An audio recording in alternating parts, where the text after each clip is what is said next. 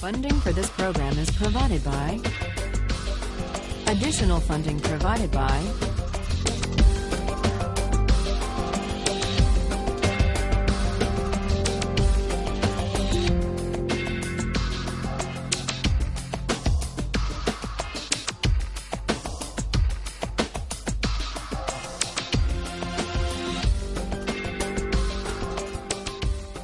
We ended last time talking about the narrative conception of the self.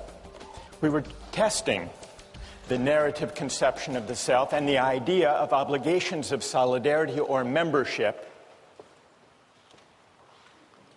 that did not flow from consent, that claimed us for reasons unrelated to a contract or an agreement or a choice we may have made.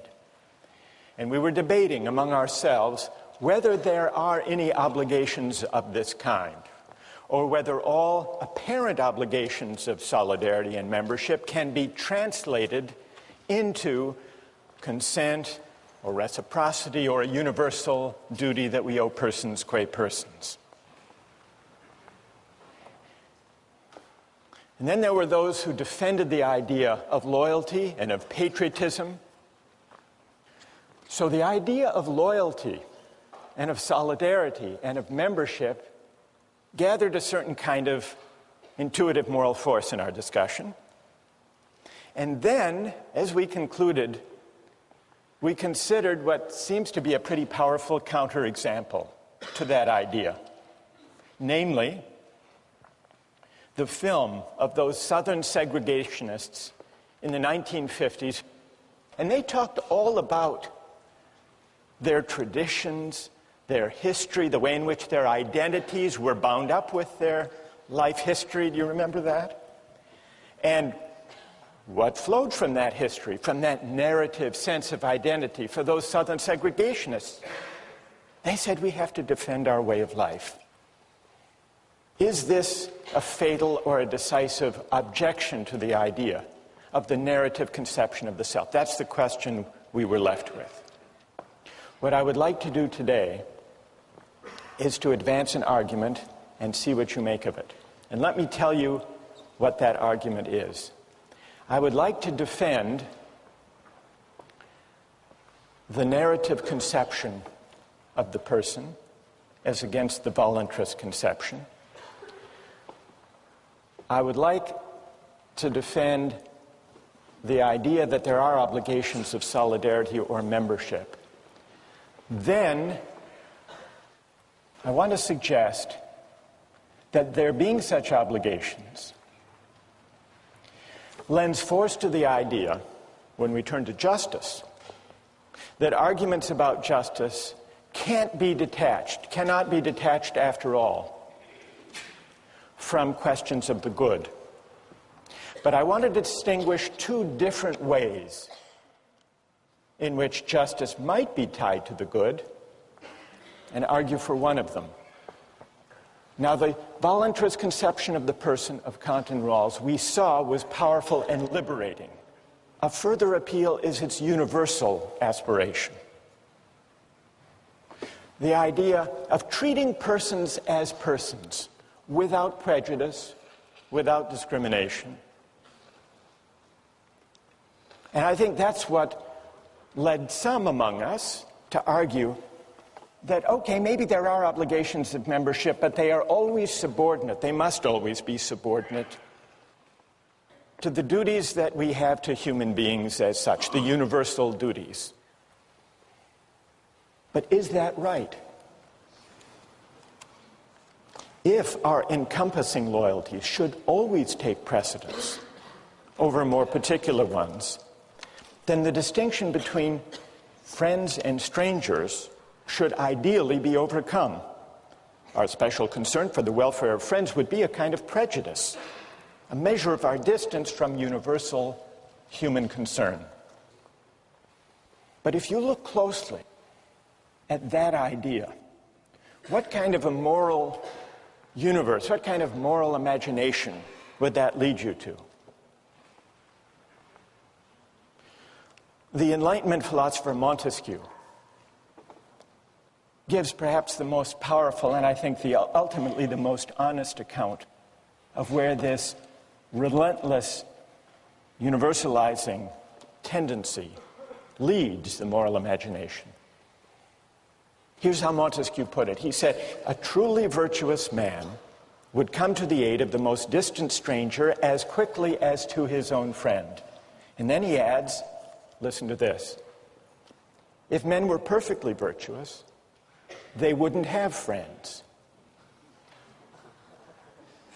But it's difficult to imagine a world in which persons were so virtuous that they had no friends, only a universal disposition to friendliness. The problem isn't simply that such a world would be difficult to bring about, that it's unrealistic. The deeper problem is that such a world would be difficult to recognize as a human world. The love of humanity is a noble sentiment, but most of the time, we live our lives by smaller solidarities. This may reflect certain limits to the bounds of moral sympathy, but more important, it reflects the fact that we learn to love humanity, not in general, but through its particular expressions. So, these are some considerations. They're not knockdown arguments, but moral philosophy can't offer knockdown arguments, but considerations of the kinds that we've been discussing and arguing about all along. Well, suppose that's right. One way of assessing whether this picture of the person and of obligation is right is to see what are its consequences for justice. And here's where it confronts a serious problem. And here we go back to our Southern segregationists. They felt the weight of history. Do we admire their character, these segregationists who wanted to preserve their way of life? Are we committed to saying, if we accept the idea of solidarity and membership, are we committed to saying that justice is tied to the good in the sense that justice means whatever a particular community or tradition says it means, including those Southern segregationists? Here it's important to distinguish two different ways in which justice can be tied to the good. One is a relativist way. That's the way that says, to think about rights, to think about justice, look to the values that happen to prevail in any given community at any given time. Don't judge them by some outside standard, but instead conceive justice as a matter of being faithful to the shared understandings of a particular tradition. But there's a problem with this way of tying justice to the good. The problem is that it makes justice wholly conventional, a product of circumstance. And this deprives justice of its critical character. But there is a second way in which justice can be tied with or bound up with the good. On this second, non-relativist way of linking justice with conceptions of the good, principles of justice depend for their justification not on the values that happen to prevail at any given moment in a certain place, but instead on the moral worth or the intrinsic good of the ends rights serve. On this non-relativist view, the case for recognizing a right depends on showing that it honors or advances some important human good. This second way of tying justice to the good is not, strictly speaking, communitarian, if by communitarian you mean just giving over to a particular community the definition of justice. Now, what I would like to suggest that of these two different ways of linking justice to the good, the first is insufficient, because the first leaves justice the creature of convention. It doesn't give us enough moral resources to respond to those Southern segregationists who invoke their way of life, their traditions, their way of doing things.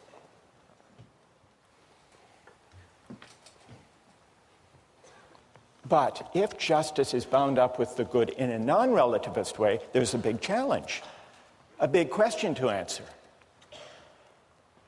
How can we reason about the good?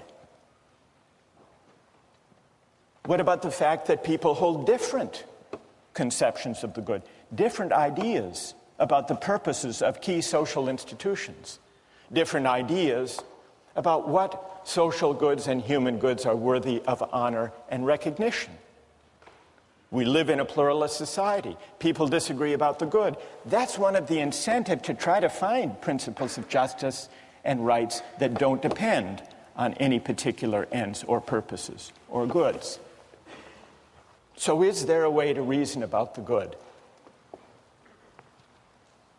Before addressing that question, I want to address a slightly easier question. Is it necessary? Is it unavoidable when arguing about justice to argue about the good? And my answer to that question is yes. It's unavoidable. It's necessary. So for the remainder of today, I want to try to advance that claim that reasoning about the good, about purposes and ends, is an unavoidable feature of arguing about justice. It's necessary. Let me see if I can establish that. And for that, I'd like for us to begin a discussion of same-sex marriage. Now, same-sex marriage implicates deeply contested and controversial ideas, morally and religiously. And so there's a powerful incentive to embrace a conception of justice or of rights that doesn't require the society as a whole to pass judgment one way or another on those hotly contested moral and religious questions about the moral permissibility of homosexuality, about the proper ends of marriage as a social institution. So clearly, if there's an incentive to resolve this question, to define people's rights in a way that doesn't require the society as a whole to sort out those moral and religious disputes, that would be very attractive. So what I would like to do now is to see, using the same-sex marriage case, whether it's possible to detach one's views about the moral permissibility of homosexuality and about the purpose, the end of marriage, to detach those questions from the question of whether the state should recognize same-sex marriage or not. So let's begin. I would like to begin by hearing the arguments of those who believe that there should be no same-sex marriage, but that the state should only recognize marriage between a man and a woman.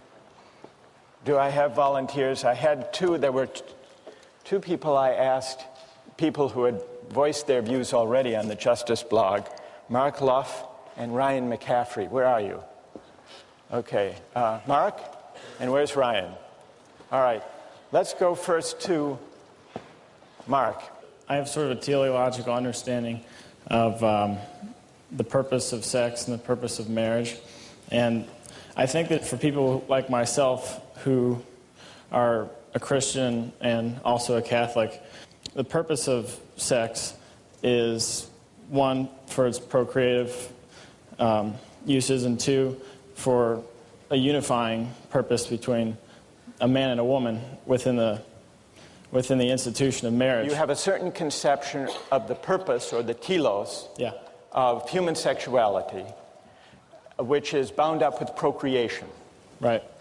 As well as union. Yeah. And the essence of marriage, the purpose of marriage as a social institution, is to give expression to that telos and to honor that purpose, namely the procreative purpose of marriage. Is that a fair summary of your view?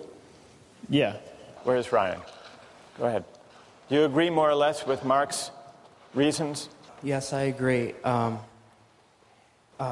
think that the ideal of marriage involves procreation, and it's fine that homosexuals would go off and cohabitate with each other, but the government doesn't have a responsibility to encourage that. All right. So the government should not encourage homosexual behavior by conferring the recognition of marriage? Yeah, it would be wrong to outlaw it, but encouraging it is not necessary. Who has a reply?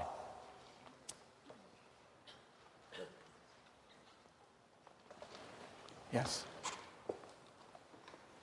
Hannah? I'd just like to ask a question to Mark. Let's say you got married to a woman, you did not have sex with her before marriage, and then when you became married, it became evident that you were an infertile couple. Do you think that it should be illegal for you to engage in sex if children will not result from that act? Yeah, I think that it is moral, and that's why I gave the twofold purpose. So like a woman, say, I think older couples can get married, a woman who's beyond, who's already had menopause, and who can't have a child, because I think that sex has it has purposes beyond procreation. I hate to be uncouth, but have you ever engaged in masturbation? Yeah. You don't have to answer that.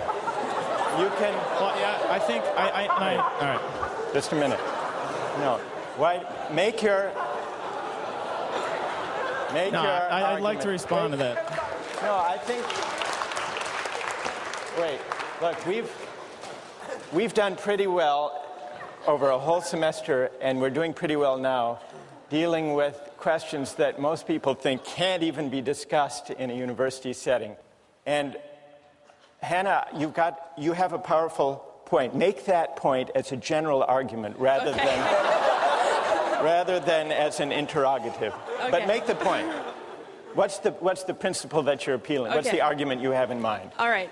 Well, biblically... Put it in the third person. Yeah. Okay. Rather than in the second sure. person. Make the argument. Go ahead. Okay. Biblically, masturbation or onanism is not permissible because it's spilling your seed on the earth when it's not going to result in the birth of a child.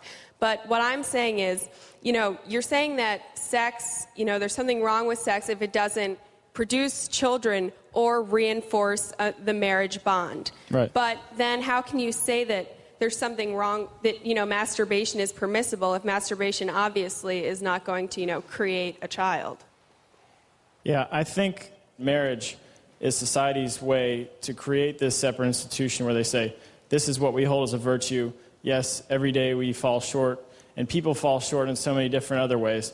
But I think that if you personally fall short in some moral sphere, as we all do, that doesn't take the right of you to argue. All right. I want you to stay there. I want to bring in some other voices, and we'll continue. Stay there if you would. Go ahead.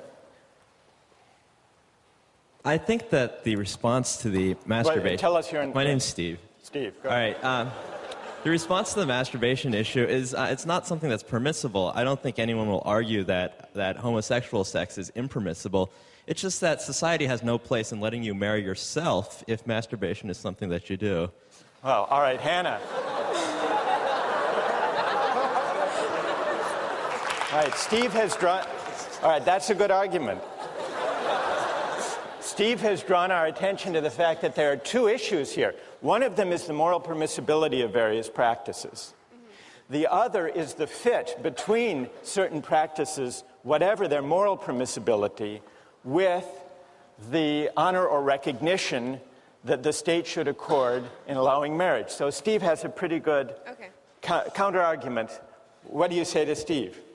Well, I think that it's clear that human sexuality is something that is, inherent in, I believe, most people. And it's not something you can avoid. And masturbation, you can't marry yourself, but I don't think that takes away from the fact that, homosexuals are people too. And I can't understand why they wouldn't be able to marry each other. If you want to marry yourself, I don't know if you can legally do that. That's fine, but I don't Wait. Now, here we're deliberating as if legislators, what the law should be. Mm-hmm. Okay. So you said, Steve, that's fine. Does that mean as a legislator you would vote for a law of marriage that would be so broad that it would let people marry themselves? Well, that's really beyond the pale of, anything that would really happen, but I don't think But that... in principle. Yeah, in principle? Yes? Yeah, sure. I mean, if Steve wants to marry himself, I'm not going to stop him. Like, I think And that you would there's- confer state recognition on that solo marriage. sure. And while we're at it, what about consensual polygamous marriages? I actually think that if the male and the female are, that if the wives and the man and the husband, or the husbands and the wife are consenting, it should be permissible. Who else? I know there are a lot of people who... Yes, okay, down here. Stand up and tell us your name. Victoria. Victoria. So we're talking about the theological reasoning here for marriage, but I think the problem is that we're talking about it within the Catholic viewpoint, whereas the theological and the point to marriage for another religion or someone who's an atheist could be completely different. And the government doesn't have a right to impose the theological reasoning for Catholicism on everyone in the state, which is what my problem is with not allowing same-sex marriage. Because, I mean, your beliefs are your beliefs, and that's fine. But civil union is not marriage within the Catholic Church. And the state has a right to recognize a civil union between whoever it wants, but it does not have a right to impose the beliefs of a certain minority or majority or whoever it is based on a religion within our state. All right, Victoria, good. A question. Do you think the state should recognize same-sex marriage or just same-sex civil unions as something short of marriage? Well, I think that the state doesn't have a right to recognize it as marriage within a church because that is not their place. But whereas civil union, I see civil union as essentially the same thing, except not under a religion, and the state has a right to recognize a civil union. All right, so Victoria's argument is that the state should not try to decide the question of what the telos of marriage is. That's only something that religious communities can decide. Who else? My point is, I don't see why we feel like states should recognize marriages at all. So I'm like one of these 70 people who voted states should not recognize any marriages, because I believe it is a union between a male and a female, or two males or two females. But there is no reason to ask state to give permission to me to unite myself. And some might say that if state recognizes these marriages, it will help children, it will have a binding effect, but in reality, I don't think it actually has a binding effect. All right, tell us your name. Cezanne. So, Victoria and Cezanne's comments differ from earlier parts of the conversation. They say the state shouldn't be in the business of honoring or recognizing or affirming any particular telos or purpose of marriage or of human sexuality. And Cezanne is among those who says, therefore, maybe the state should get out of the business of recognizing marriage at all. Here's the question. Unless you adopt Cezanne's position, no state recognition of any kind of marriage, is it possible to choose between, to decide the question of same-sex marriage without taking a stand on the moral and religious controversy over the proper telos of marriage? Thank you very much to all of you who have participated. We'll pick this up next time. You did a great job.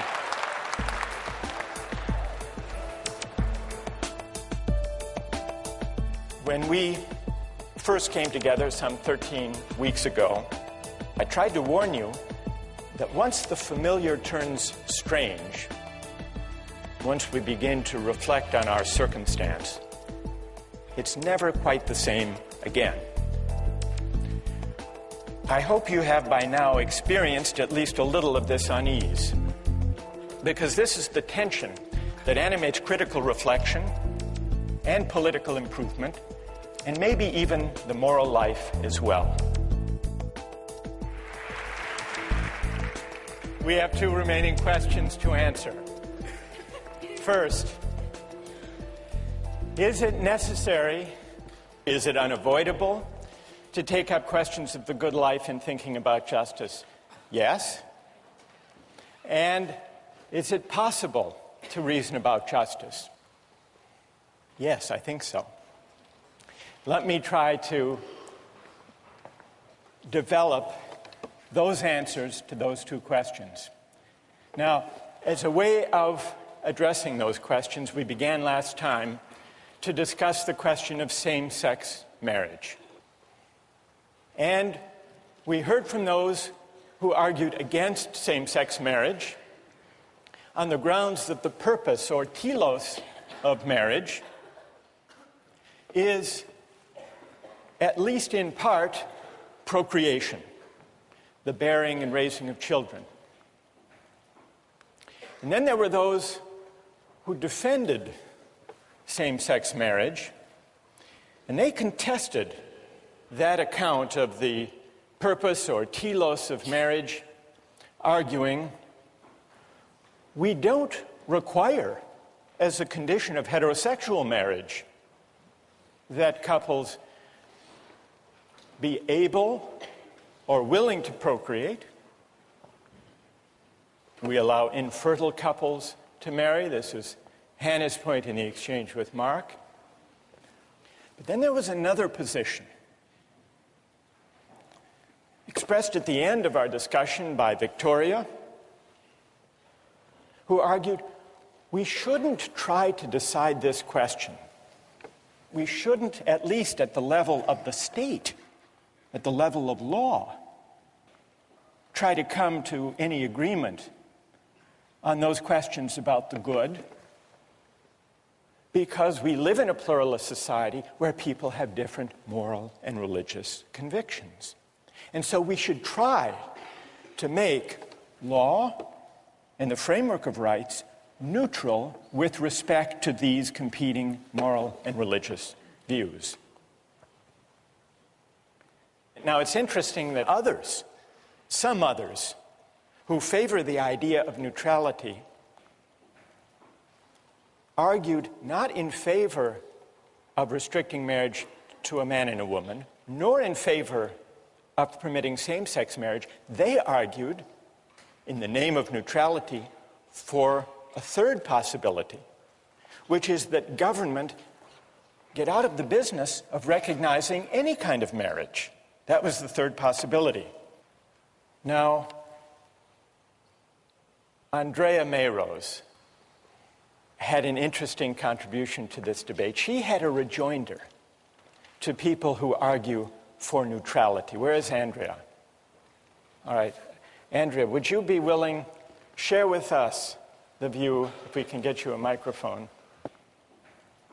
Share with us your view. Why do you think that it's a mistake for the state to try to be neutral on moral and even religious questions like same-sex marriage? I don't know that it is possible, because people's lives are completely embedded in how they view the world, and maybe I just agree with Aristotle that the role of the government is helping people live in a sort of, like, having a collective understanding of what is wrong and what is right. Is it possible, and one could ask the same question of abortion that we've been asking of same-sex marriage, do you think it's possible to decide whether abortion should be permitted or prohibited without taking a stand or making a judgment about the moral permissibility of abortion?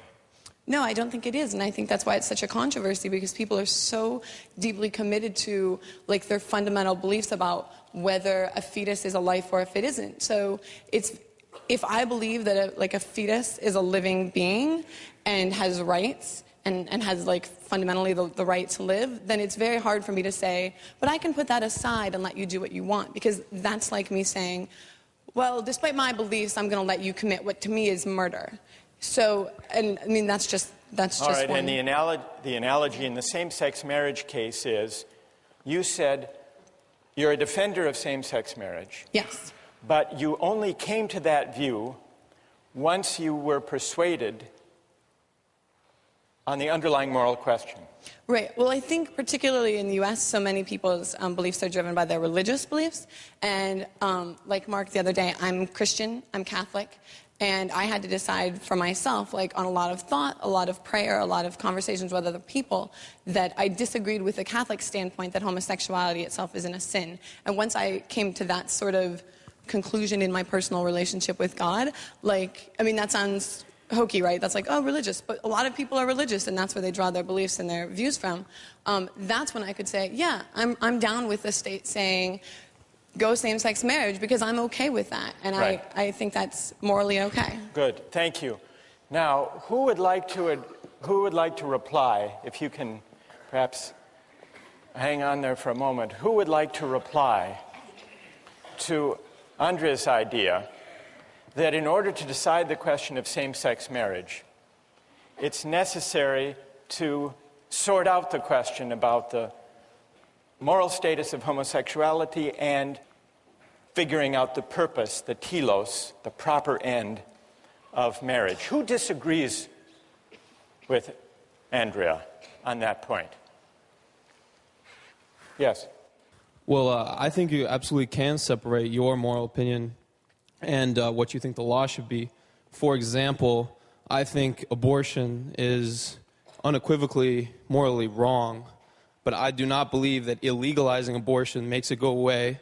I don't believe illegalizing abortion stops it, and therefore I am pro-choice, and I do believe the woman should have the choice, as it gives them more safety, just as maybe morally I don't want to get married to a man, but I'm not going to try to, impede someone else's freedom to do what they wish to do in terms of the law. Andrea? Whether the law makes something legal or illegal it's implicitly approving or disapproving something. So if you say, like, by making abortion legal, we're saying it's okay. As a society, collectively, we're saying it's okay with us in our society to abort a fetus. If we make it legal, if we make it illegal, then we're saying collectively as a society, it's not okay. And that's why societies have different beliefs. Tell us your name before My name is Daniel. Daniel, what do you say? Are we saying collectively that it's okay? Or are we saying that collectively we don't want women who are going to have an abortion anyway to go to clinics in the side alleys and have it, unsafe conditions? All right, bring it to the same-sex marriage case. Why don't you have to decide that which position you're in favor of same-sex marriage, Daniel, being legally permitted? I think it absolutely should be legally permitted because it's not something telling me that I need to marry a man. I absolutely don't see, if two men are consenting adults and want to get married, I don't see how I could even object to that. All right, there's no harm. There's no harm done either way, even if it is morally wrong according to me. All right, let me turn to the way the Massachusetts court, who made this landmark ruling in the same-sex marriage case, grappled with the very issue that Andrea and Dan have been discussing here. Thanks to both of you very much. What did the court say? This was in the Goodridge case, which required the state of Massachusetts to extend marriage to same-sex couples. The court started out, the court was conflicted. If you read that opinion carefully, the court was conflicted as between the two positions we've just been hearing, defended by Andrea and by Dan. The court begins, and this is Chief Justice Margaret Marshall's opinion, it begins with an attempt at liberal neutrality. Many people hold deep-seated religious, moral, and ethical convictions that marriage should be limited to the union of one man and one woman, and that homosexual conduct is immoral. Many hold equally strong religious, moral, and ethical convictions that same-sex couples are entitled to be married, that homosexual persons should be treated no differently than their heterosexual neighbors. This is the court. Neither view answers the question before us. What is at stake is, quote, respect for individual autonomy and equality under law. At stake is an individual freely choosing the person with whom to share an exclusive commitment. In other words, at issue is not the moral worth of the choice, but the right of the individual to make it. So, this is the liberal neutral strand in the court opinion. Ballantrae strand, the one that emphasizes autonomy, choice, consent. But the court seemed to realize that the liberal case, the neutral case, for recognizing same-sex marriage doesn't succeed, doesn't get you all the way to that position. Because if it were only a matter of respect for individual autonomy, if government were truly neutral on the moral worth of voluntary intimate relationships, then it should adopt a different policy, which is to remove government and the state altogether from according recognition to certain associations, certain kinds of unions, rather than others. If government really must be neutral, then the consistent position is what we here have been describing as the third position, the one defended in the article by Michael Kinsley, who argues for the abolition of marriage, at least as a state function. Perhaps a better term for this is the disestablishment of religion. This is Kinsley's proposal. He points out that the reason for the opposition to same-sex marriage is that it would go beyond neutral toleration and give same-sex marriage a government stamp of approval. That's at the heart of the dispute. In Aristotle's terms, at issue here is the proper distribution of offices and honors, a matter of social recognition. Same-sex marriage can't be justified on the basis of liberal neutrality or non-discrimination or autonomy rights alone, because the question at stake in the public debate is whether same-sex unions have moral worth, whether they're worthy of honor and recognition, and whether they fit the purpose of the social institution of marriage. So, Kinsley says, you want to be neutral? Then let churches and other religious institutions offer marriage ceremonies. Let department stores and casinos get into the act if they want to. This is Kinsley. Let couples celebrate their union in any way they choose and consider themselves married whenever they want. And if 3 people want to get married, or if one person wants to marry himself or herself, and someone else wants to conduct a ceremony for them and declare them married, let them. If you and your government are implicated, what do you care? This is Kinsley. But this is not the position that the Supreme Judicial Court of Massachusetts wanted. They didn't call for the abolition or for the disestablishment of marriage.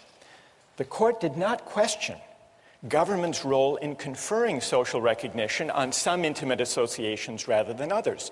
To the contrary, the court waxes eloquent about marriage as, quote, one of our community's most rewarding and cherished institutions. And then it goes on to expand the definition of marriage to include partners of the same sex. And in doing so, it acknowledges that marriage is more than a matter of tolerating choices that individuals make. It's also a matter of social recognition and honor. As Justice Marshall wrote, in a real sense, there are 3 partners to every civil marriage: 2 willing spouses and an approving state.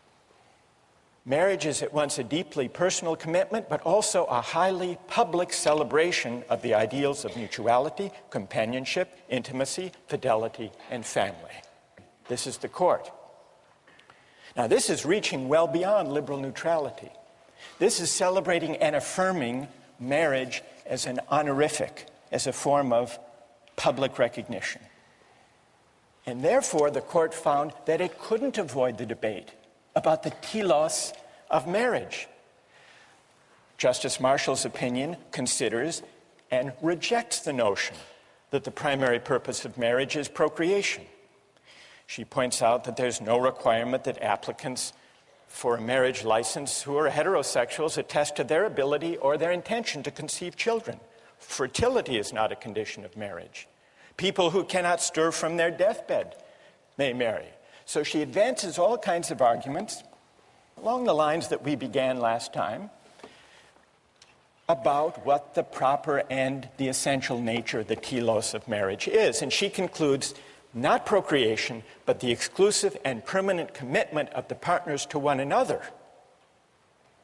is the essential point and purpose of marriage. Now, nothing I've said about this court opinion is an argument for or against same-sex marriage, but it is an argument against the claim that you can favor or oppose same-sex marriage while remaining neutral on the underlying moral and religious questions.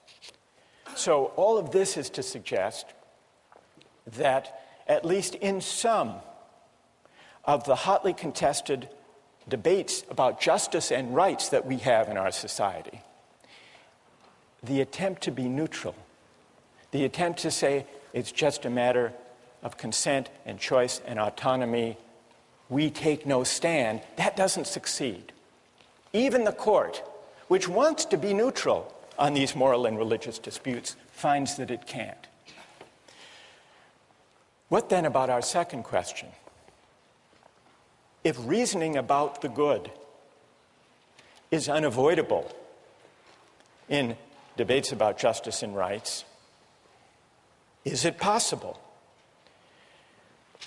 If reasoning about the good means that you must have a single principle or rule or maxim or criterion for the good life that you simply plug in every time you have a disagreement about morality, then the answer is no. But having a single principle or rule is not the only way, not the best way of reasoning either about the good life or about justice. Think back to the arguments that we've been having here about justice and about rights, and sometimes about the good life. How have those arguments proceeded? They've proceeded very much in the way that Aristotle suggests, moving back and forth between our judgments about particulars, particular cases, events, stories, questions, back and forth between our judgments about particular cases and more general principles that make sense of our reasons for the positions we take on the particular cases. This dialectical way of doing moral reasoning goes back to the ancients, to Plato and Aristotle, but it doesn't stop with them, because there is a version of Socratic or dialectical moral reasoning that is defended with great clarity and force by John Rawls in giving an account of his method of justifying a theory of justice. You remember, it's not only the veil of ignorance and the principles that Rawls argues for. It's also a method of moral reasoning about justice, that he calls reflective equilibrium. What is the method of reflective equilibrium? It's moving back and forth between our considered judgments about particular cases and the general principles we would articulate to make sense of those judgments. And not just stopping there, because we might be wrong in our initial intuitions. Not stopping there, but then sometimes revising our particular judgments in the light of the principles once we work them out. So sometimes we revise the principles, sometimes we revise our judgments and intuitions in the particular cases. The general point is this, and here I quote Rawls: a conception of justice can't be deduced from self-evident premises. Its justification is a matter of the mutual support of many considerations, of everything fitting together into one coherent view. And later in A Theory of Justice, he writes, moral philosophy is Socratic. We may want to change our present considered judgments once their regulative principles are brought to light. Well, if Rawls accepts that idea and advances that notion of reflective equilibrium, the question we're left with is, he applies that to questions of justice, not to questions of morality and the good life. And that's why he remains committed to the priority of the right over the good. He thinks the method of reflective equilibrium can generate shared judgments about justice and the right, but he doesn't think they can generate shared judgments about the good life, about what he calls comprehensive moral and religious questions. And the reason he thinks that is that he says that in modern societies, there is a fact of reasonable pluralism about the good. Even conscientious people who reason well will find that they disagree about questions of the good life, about morality and religion. And Rawls is likely right about that. He's not talking about the fact of disagreement in pluralist societies. He's also suggesting that there may be persisting disagreements about the good life and about moral and religious questions. But if that's true, then is he warranted in his further claim that the same can't be said about justice? Isn't it also true not only that we as a matter of fact disagree about justice in pluralist societies, but that at least some of those disagreements are reasonable disagreements in the same way? Some people favor a libertarian theory of justice, others a more egalitarian theory of justice, and they argue. And there is pluralism in our society as between free market, laissez-faire, libertarian theories of justice and more egalitarian ones. Is there any difference in principle between the kind of moral reasoning and the kind of disagreements that arise when we debate about justice and the meaning of free speech and the nature of religious liberty? Look at the debates we have over appointees to the Supreme Court. These are all disagreements about justice and rights. Is there any difference between the fact of reasonable pluralism in the case of justice and rights and in the case of morality and religion? In principle, I don't think that there is. In both cases, what we do when we disagree is we engage with our interlocutor, as we've been doing here for an entire semester. We consider the arguments that are provoked by particular cases.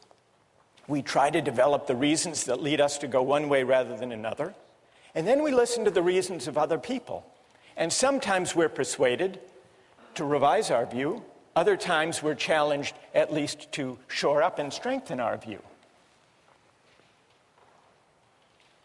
But this is how moral argument proceeds, with justice, and so it seems to me also with questions of the good life. Now, there remains a further worry, and it's a liberal worry. What about if we're going to think of our disagreements about morality and religion as bound up with our disagreements about justice? How are we ever going to find our way to a society that accords respect to fellow citizens with whom we disagree? It depends, I think, on which conception of respect one accepts. On the liberal conception, to respect our fellow citizens' moral and religious convictions is, so to speak, to ignore them for political purposes, to rise above or abstract from or to set aside those moral and religious convictions, to leave them undisturbed, to carry on our political debate without reference to them. But that isn't the only way, or perhaps even the most plausible way, of understanding the mutual respect on which democratic life depends. There is a different conception of respect. according to which we respect our fellow citizens' moral and religious convictions not by ignoring but by engaging them, by attending to them, sometimes by challenging and contesting them, sometimes by listening and learning from them. Now, there's no guarantee that a politics of moral and religious attention and engagement will lead in any given case to agreement. There's no guarantee it will lead even to appreciation for the moral and religious convictions of others. It's always possible, after all, that learning more about a religious or a moral doctrine will lead us to like it less. But the respect of deliberation and engagement seems to me a more adequate, more suitable ideal for a pluralist society. And to the extent that our moral and religious disagreements reflect some ultimate plurality of human goods, a politics of moral engagement will better enable us, so it seems to me, to appreciate the distinctive goods our different lives express. When we first came together some 13 weeks ago, I spoke of the exhilaration of political philosophy and also of its dangers, about how philosophy works and has always worked by estranging us from the familiar, by unsettling our settled assumptions. And I tried to warn you that once the familiar turns strange, once we begin to reflect on our circumstance, it's never quite the same again. I hope you have by now experienced at least a little of this unease, because this is the tension that animates critical reflection and political improvement, and maybe even the moral life as well. And so our argument comes to an end in a sense, but in another sense goes on. Why, we asked at the outset, why do these arguments keep going, even if they raise questions that are impossible ever finally to resolve? The reason is that we live some answer to these questions all the time. In our public life and in our personal lives, philosophy is inescapable, even if it sometimes seems impossible. We began with the thought of Kant, that skepticism is a resting place for human reason, where it can reflect upon its dogmatic wanderings, but it is no dwelling place for permanent settlement. To allow ourselves simply to acquiesce in skepticism or in complacence, Kant wrote, can never suffice to overcome the restlessness of reason. The aim of this course has been to awaken the restlessness of reason and to see where it might lead. And if we have done at least that, and if the restlessness continues to afflict you in the days and years to come, then we together have achieved no small thing. Thank you. Thanks. Thank you. Thanks. Thanks. Thanks a lot. Thanks. Thank you. Thank you. Thanks. Thank you.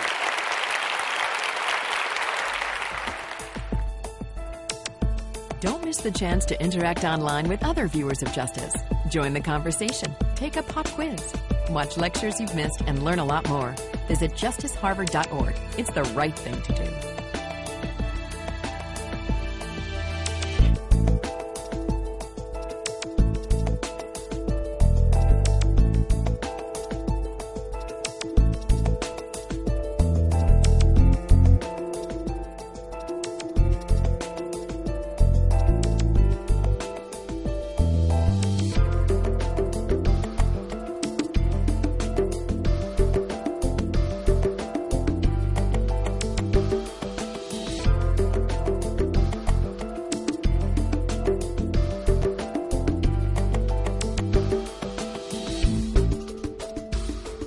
Funding for this program is provided by... Additional funding provided by